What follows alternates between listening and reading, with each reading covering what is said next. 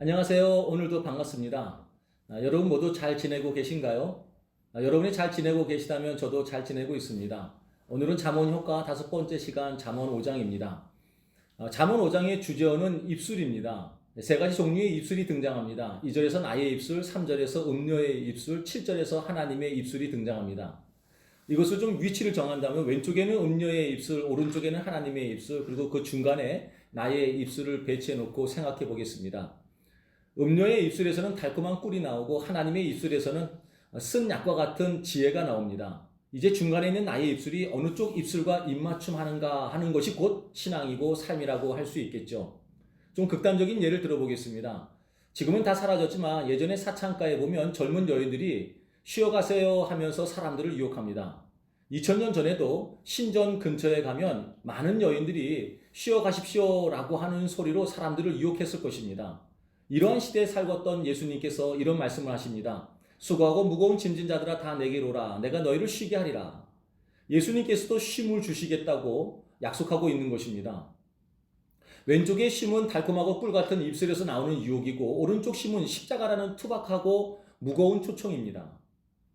어느 쪽으로 발길을 옮겨서 입맞춤하는가가 신앙의 모습이 됩니다. 좀 극단적인 예였습니다만 사실 우리의 삶 만사가 다 이러한 이치입니다. 태초에 사탄이 하와에게 선악과를 먹으면 하나님과 같이 눈이 밝아진다고 유혹했습니다. 하나님께서는 절대 안 된다고, 먹으면 반드시 죽는다고 말씀하셨죠. 사탄이 다시 한번 하와에게 말합니다. 절대로 죽지 아니하리라. 하와는 중간에서 결정해야만 했습니다. 어느 쪽 입술에서 나오는 말에 자신의 입을 맞출 것인지, 그것이 하와의 신앙이었습니다. 사탄은 남녀노소 가리지 않고 닥치는 대로 유혹합니다. 심지어 예수님까지도 3번이나 유혹했습니다. 사탄이 예수님을 유혹한 방법이 무엇이었나요? 말입니다. 말로 유혹했습니다. 예수님이 사탄의 유혹을 이기셨습니다. 어떻게 이기셨나요? 말씀으로 이기셨습니다. 양쪽 사이드 입술에서 나오는 말의 전쟁이었습니다. 그 전쟁에서 예수님이 통쾌하게 이기셨습니다. 그래서 그리스도인들도 이길 수 있는 것입니다. 사탄의 유혹은 달콤합니다. 당연한 것이겠죠. 달콤하지 않으면 누가 유혹에 넘어가겠습니까? 3절에 이렇게 표현합니다. 대저 음료의 입술은 꿀을 떨어뜨리며 그의 입은 기름보다 미끄러우나. 여러분 텔레비전 광고를 한번 보십시오. 얼마나 달콤합니까? 꿀이 뚝뚝 떨어집니다. 사람들이 시청자에게 하는 말들을 들어보면 시청자의 마음이 흔들리게 되어 있습니다.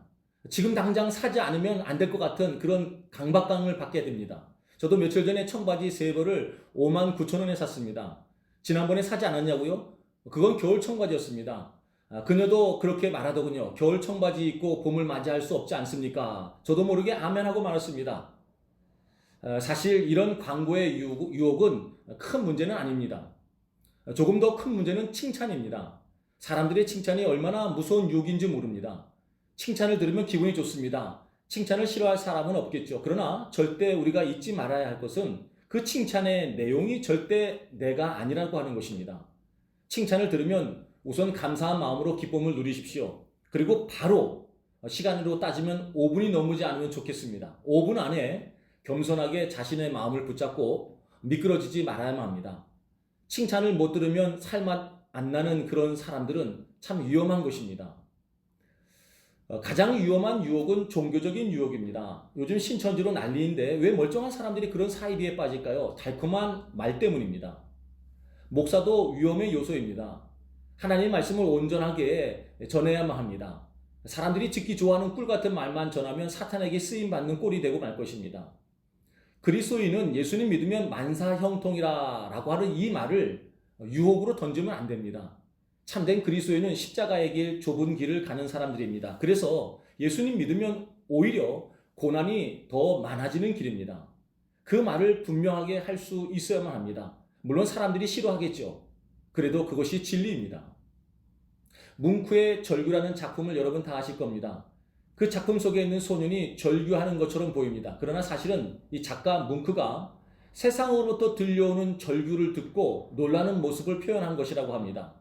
뭉크는 세상으로부터 어떤 절규를 들었던 것일까요? 그것을 우리는 알 수는 없습니다만 아마도 선악과를 따 먹으라고 외치는 그런 사탄의 음녀의 세상의 절규가 아닐까 생각합니다. 절규라고 표현했지만 실제로는 달콤하고 꿀같은 사랑스러운 마음을 미끄럽게 하는 소리이겠죠. 요즘 제 귓가에 계절을 가리지 않고 매미가 우려댑니다. 이명입니다. 예전보다 조금 더 커졌습니다.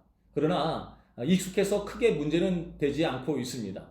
제가 한번 생각해 보았습니다. 이 이명처럼 혹시 사탄의 소리가 너무 익숙해져서 그 소리와 함께 살아가는 것이 큰 문제가 되지 않는다면 이게 얼마나 두려운 일인가라고 하는 마음입니다.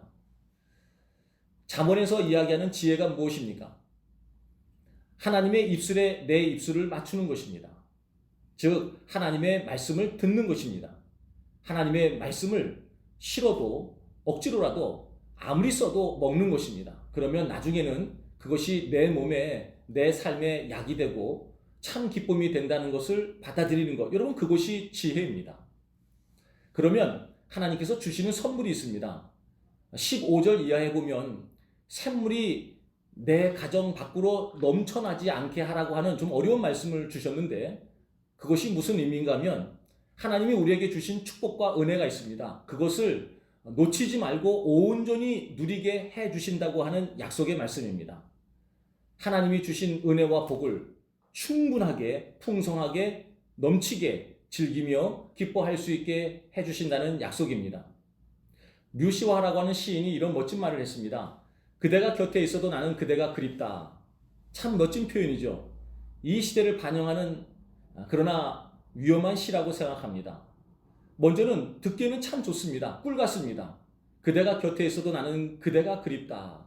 마음이 미끄러집니다. 그런데 그 속사람을 보면 여전히 부족함을 절규하고 있습니다. 하나님이 주시는 축복은 만족함입니다. 감사입니다. 환희입니다. 그 기쁨에 찬 마음을 가만히 들여다보면 맑고 밝음이 있습니다. 빛의 모양입니다. 이것이 하나님이 주신 축복, 선물의 모양입니다. 이 선물을 놓치지 않기 위하여 하나님의 입술에 여러분의 입술을 입맞춤 하시기를, 그래서 이것이 여러분이 살아가는데 꼭 필요한 지혜가 되시기를 소망합니다. 우리 함께 기도하시겠습니다. 사랑과 은혜가 충만하신 아버지 하나님 감사합니다. 오늘도 잠언 5장을 통해서 우리에게 주신 지혜를 가슴에 새길 수 있도록 인도하여 주시옵소서. 아무쪼록 우리의 삶 가운데 언제나 하나님의 말씀에 귀를 기울이게 하시고 말씀을 먹게 하시고 말씀을 우리의 입으로 말하게 하시고 그렇게 하나님의 입술에 우리의 입술을 입맞춤하며 이것이 참된 지혜임을 깨닫고 살아가는 우리 모두가 될 수 있도록 축복하여 주시옵소서. 감사드리면서 예수님의 이름으로 간절히 기도하옵나이다. 아멘.